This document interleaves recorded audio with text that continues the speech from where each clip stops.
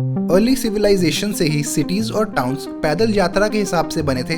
काफी walkable cities होती थी, 6 से 10 किलोमीटर चौड़ी सिर्फ। इसमें रेजिडेंट्स सेंटर से एज तक आधे घंटे के अंदर पैदल जा सकते थे। इंडिया की हर सिटी रिसेंट टाइम्स तक ऐसी ही होती थी। सिटी के ओल्ड पार्ट्स इसका एक अच्छा एग्जाम्पल हैं, जैसे दिल्ली में Chandni Chowk, Kolkata old city, Mysore etcetera. मगर रिसेंटली ये ट्रेंड थोड़ा चेंज होने लगा है। गाड़ियों के आने से अब सिटीज इतनी स्प्रेड आउट हो गई हैं कि एक एंड से दूसरे एंड जाने में 80 से 100 किलोमीटर का डिस्टेंस ट्रेवल करना पड़ सकता है, जिसमें 1.5 से 2 घंटे लग जाते हैं आसानी से। ये अच्छे के लिए हुआ है या बुरे के लिए, आगे डिस्कस करेंगे इस वीडियो में। पहले की सिटीज और टाउन्स में हर जगह मिक्स्ड यूज्ड एरियाज होते थे। मिक्स्ड यूज मतलब जहाँ रेजिडेंशियल, कमर्शियल, ऑफिस और इंडस्ट्रियल जोन्स आसपास होते हैं, ज्यादा दूर नहीं। इसका एक आसान एग्जाम्पल देता हूँ। ये एक रोड है जिसमें 10 बिल्डिंग्स हैं। सब में 3 अपर फ्लोर्स हैं ग्राउंड फ्लोर के साथ। इन सब के अपर फ्लोर्स रेजिडेंशियल हैं और ग्राउंड फ्लोर कमर्शियल, जैसे कि ग्रोसरी शॉप्स, रेस्टोरेंट्स, कैफेज और बाकी रिटेल शॉप्स। वॉकिंग डिस्टेंस पर ही छोटे इंडस्ट्रियल और ऑफिस एरियाज हैं जिसमें कई रेजिडेंट्स एम्प्लॉयड भी हैं। ये एक मिक्स्ड यूज स्ट्रीट हुई। ऑटोमोबाइल्स के वाइड स्प्रेड यूजेज के बाद से सिंगल यूज जोनिंग बढ़ने लगी है शहरों में। दिल्ली के मेजर नेबरहुड्स जैसे कि रोहिणी और द्वारका, जो कि 1980s में स्टैब्लिश हुए थे, इनमें और पुराने एरियाज में फर्क साफ दिखता है। सिटीज पर सबसे बड़ा प्रभाव गाड़ियों से पड़ा है, देश में भी और दुनिया के दूसरे शहरों में भी। गाड़ियों से लंबा डिस्टेंस ट्रैवल करना इजी हुआ, जिससे नई सेटलमेंट्स और इंडस्ट्रीज सिटी सेंटर से दूर बनने लगी। एवरेज सिटी की रेडियस 5 किलोमीटर से बढ़ के हो गई 50 किलोमीटर तक और मेट्रोपॉलिटन रीजन्स भी डेवलप होने लगे।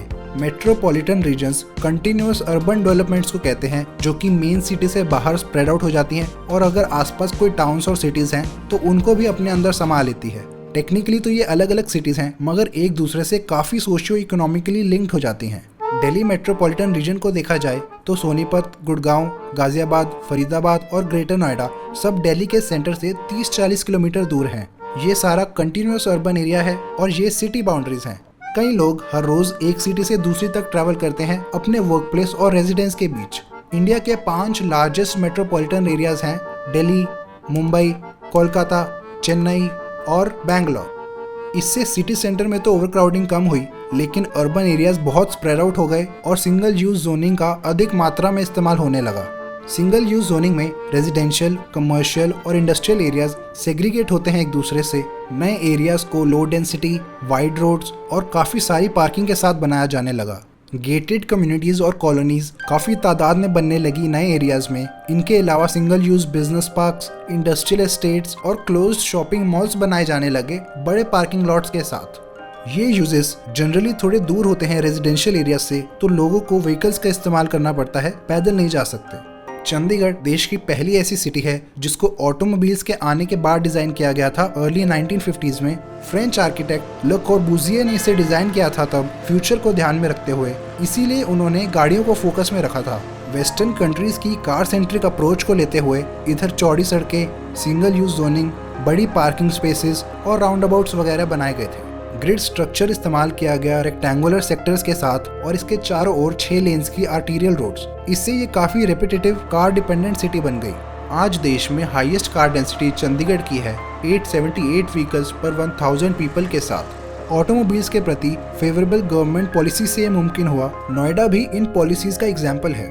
जब 1886 में मॉडर्न कार इन्वेंट की गई थी तो किसी ने नहीं सोचा होगा कि इसका इतना बड़ा इम्पैक्ट पड़ेगा दुनिया पर। वेस्टर्न कंट्रीज ने पहले अडॉप्ट किया कार को बड़ी संख्या में और बाद में दुनिया ने।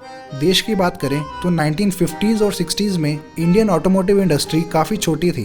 कार्स सिर्फ कुछ अपर क्लास लोग ही अफोर्ड कर सकते थे। ये सब 1991 इकोनॉमिक लिबरलाइजेशन के बाद चेंज होना शुरू हुआ। कई फॉरेन ऑटो मेकर्स की एंट्री हुई इंडिया में। कार्स के अफोर्डेबल ऑप्शंस बढ़े कंज्यूमर्स के लिए। मिडिल क्लास ने बड़ी तादाद में ऑटोमोबाइल्स लेना शुरू किया, जिसकी वजह से आज इंडिया दुनिया में 4th लार्जेस्ट ऑटोमोबाइल मार्केट बन चुका है। 2 व्हीलर सेगमेंट ज्यादा पॉपुलर है, जो कि 80% से बड़ा सेगमेंट है मार्केट का, यानी 4 व्हीलर्स 20% से भी कम पार्ट बनाते हैं। इस समय दिल्ली में किसी भी इंडियन सिटी से ज्यादा कार्स हैं। इतना ही नहीं, बल्कि अगली 3 सिटीज बैंगलोर, चेन्नई और मुंबई को मिला के इतनी कार्स नहीं हैं जितनी अकेले दिल्ली में रजिस्टर्ड हैं। गाड़ियों के फायदे तो बहुत हैं। सबसे बड़े फ्रीडम और कन्वीनियंस, कहीं भी और किसी भी समय ट्रैवल करने की आज़ादी। उन जगहों को भी इजी एक्सेस मिल जाता है जहां पब्लिक ट्रांसपोर्ट नहीं है। काफ़ी इकोनॉमिक बेनिफिट्स हैं, जैसे कि नई जॉब्स और बिजनेसेस क्रिएट होते हैं कार प्रोडक्शन, मेंटेनेंस और ट्रांसपोर्टेशन में। साथ ही ट्रैवल इंक्रीज होती है तो टूरिज्म सेक्टर को भी बहुत फायदा मिलता है। गाड़ियों के साथ इंटरसिटी हाईवेज का भी बहुत बड़ा रोल है इकोनॉमिक ग्रोथ में। जब ट्रांसपोर्टेशन कॉस्ट कम हो जाती हैं अच्छे हाईवेज बनने से, तो फैक्ट्रीज और इंडस्ट्रीज को शहरों से दूर बनाया जा सकता है सस्ते लैंड और लेबर के लिए। फिर फिनिश्ड प्रोडक्ट को ट्रांसपोर्ट करके सिटी ले जाया जा सकता है सस्ते में, जहां वो एक्सपोर्ट या सेल किए जा सकते हैं। कमर्शियल व्हीकल्स जैसे कि वैन्स, टेम्पोज और ट्रक्स कार्गो ट्रांसपोर्ट करने के लिए बहुत इंपॉर्टेंट है। इस समय देश में ओवरऑल कार्गो का लगभग 80% ट्रक से ट्रांसपोर्ट किया जाता है, क्योंकि इसकी लास्ट माइल कनेक्टिविटी बेस्ट होती है। ये एयर कार्गो से सस्ता और रेल कार्गो से ज़्यादा कन्वीनियंट होता है। ऑटोमोबाइल्स की मदद से जो मेट्रोपॉलिटन एरियाज बनने लगे हैं उनके अपने अलग फायदे होते हैं, जैसे कि इन एरियाज में प्रोडक्टिविटी ज़्यादा होती है छोटे टाउन्स और विलेजेस से। OECD ने एस्टिमेट किया है कि मेट्रोपॉलिटन एरियाज की प्रोडक्टिविटी 2 से 5% तक बढ़ती है जब उसकी आबादी दुगनी होती है। तो इसके रीजंस हैं ज़्यादा एजुकेटेड, टैलेंटेड और एक्सपीरियंस्ड रेजिडेंट्स, बेहतर फैसिलिटीज़ जैसे कि हॉस्पिटल्स, एजुकेशनल इंस्टीट्यूट्स और पब्लिक ट्रांसपोर्टेशन, साथ ही ज़्यादा जॉब अपॉर्चुनिटीज़ और बिजनेस पॉसिबिलिटीज़ भी इधर ही मिलती हैं। इन्हीं रीजन से भारत में और दुनिया के दूसरे देशों में अर्बनाइजेशन अपवर्ड ट्रेंड पर है पिछले कई दशकों से।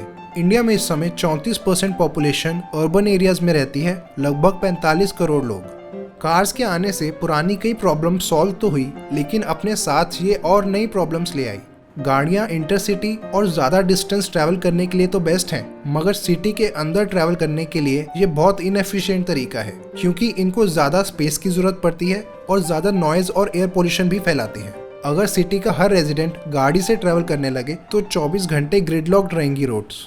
सिटीज़ जो काफ़ी स्प्रेड आउट हो गई हैं, उनके वो एरियाज जिनमें ज़्यादातर सिंगल यूज जोनिंग इस्तेमाल की जाती है, उनको अर्बन स्प्रॉल्स कहते हैं। ये एरियाज गाड़ियों के आने के बाद डेवलप हुए हैं, इसलिए मोस्टली कार सेंट्रिक होते हैं। इन अर्बन स्प्रॉल्स की ढेर सारी डिसएडवांटेजेस हैं, जैसे कि पब्लिक सर्विसेज महंगी हो जाना, मेंटेनेंस कॉस्ट्स बढ़ जाना, ज़रूरत से ज़्यादा सड़कें और पार्किंग लॉट्स भी बनाए जाते हैं हर जगह, जिससे लोग और कार डिपेंडेंट हो जाते हैं और ट्रैफिक बढ़ता है। नए ट्रैफिक के लिए सड़कें और चौड़ी बनाई जाती हैं और ये पॉजिटिव फीडबैक लूप चलता रहता है। इस फिनोमिनन को इंड्यूस्ड डिमांड कहते हैं।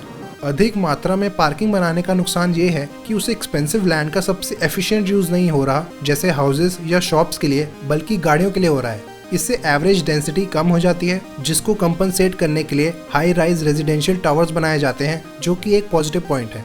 इन एरियाज के रेजिडेंट्स ट्रांसपोर्टेशन में ज़्यादा टाइम और पैसे खर्च करते हैं। अगर हम दिल्ली में डिफरेंट एरियाज को कंपेयर करें तो हमें डेंसिटी में फ़र्क साफ दिखता है। 1920s में बना करोल बाग और 1980s के बाद बने कार डिपेंडेंट सबर्ब्स द्वारका और रोहिणी, अप्रॉक्सीमेटली 90,000 लोग पर स्क्वायर किलोमीटर की डेंसिटी है इसकी, और 28,000 से 30,000 लोग पर स्क्वायर किलोमीटर है इनकी, यानी 3 गुना से भी ज़्यादा डेंसिटी है करोल बाग में। जबकि करोल बाग में कोई हाई राइज बिल्डिंग्स भी नहीं है, मोस्टली 3 फ्लोर्स हैं। और एक और चीज़, द्वारका और रोहिणी के कुछ सेक्टर्स फुली डेवलप नहीं हुए हैं, इससे भी डेंसिटी में थोड़ा फर्क पड़ता है।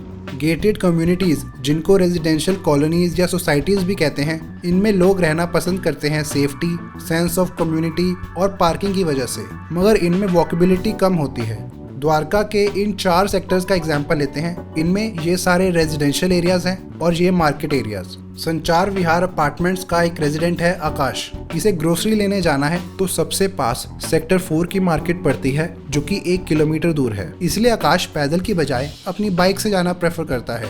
वहाँ से अगर उसको सामने सेक्टर 5 की मार्केट पैदल जाना हो तो उसे पहले पार्किंग लॉट, 2 लेन्स की सर्विस रोड, 1 टर्निंग लेन, रेड लाइट, 6 लेन्स की आर्टीरियल रोड, 1 टर्निंग लेन, 2 लेन्स की सर्विस रोड और फाइनली पार्किंग को क्रॉस करना पड़ेगा। टोटल 12 लेन्स और 2 पार्किंग लॉट्स। ये बहुत सारी लेन्स हैं एक रेजिडेंशियल या मार्केट एरिया के लिए। इसके अलावा इन चारों सेक्टर्स में कोई भी मेजर ऑफिस और इंडस्ट्रियल जोन्स नहीं है। इसका मतलब है कि आकाश को अपने वर्क प्लेस जाने के लिए द्वारका से बाहर जाना पड़ता है, जहां वो अपनी कार से जाता है। ये है सिंगल यूज डेवलपमेंट का सबसे बड़ा ड्रॉबैक। वॉकेबिलिटी की पॉसिबिलिटी बहुत कम होती है। कंपेयर करते हैं करोल बाग से। इधर आकाश को कहीं से भी 200 मीटर के अंदर एक ग्रोसरी शॉप मिल जाएगी। साथ ही दिल्ली की मेजर टेक्सटाइल और इलेक्ट्रॉनिक मार्केट्स भी हैं इधर। एक बहुत अच्छा स्टेप लिया है सिटी ने वॉकेबिलिटी की तरफ। इस मार्केट की मेन रोड को फुली पेडेस्ट्रियनाइज कर दिया गया 2019 में। यहाँ अब कोई कार्स अलाउड नहीं है, सिर्फ पैदल यात्री। इसके अलावा ऑफिस और इंडस्ट्रियल एरियाज भी हैं पास में। ये है मेन डिफरेंस द्वारका और करोल बाग के बीच। कई लोगों को करोल बाग का एरिया काफी कंजस्टेड लगता है, इसलिए भी वो ऐसी जगह रहना पसंद नहीं करते। वो क्लियर और ओपन स्पेसेस प्रेफर करते हैं। राजौरी गार्डन जैसे नेबरहुड्स हैं जो कि द्वारका और करोल बाग के बीच की डेंसिटी वाले हैं, ओपन पार्क स्पेसेस के साथ। ऐसे ही एरियाज जो कि मिक्स्ड यूज जोनिंग और कार सेंट्रिक अप्रोच के बीच बेहतर बैलेंस बनाते हैं, वही सॉल्यूशन है हमारी सिटीज की प्रॉब्लम्स का। एक इम्पॉर्टेंट स्टेप है पब्लिक ट्रांसपोर्ट को बेहतर बनाना। मेट्रो बेस्ट तरीका है इसके लिए। बहुत डेंस एरियाज में ट्रैम्स को री इंट्रोड्यूस किया जा सकता है।